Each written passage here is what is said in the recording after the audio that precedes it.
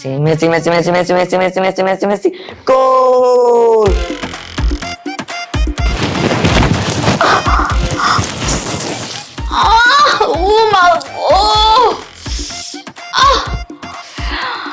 আমার কোমর মনে হয়ে গেছে, মাঝের হাড্ডি টাড্ডি সব ভেঙে গেছে।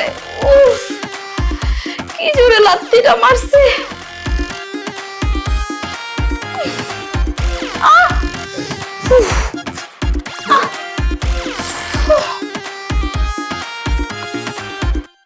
এই পিচ্চি, ওঠো বলতেছি, ওঠো।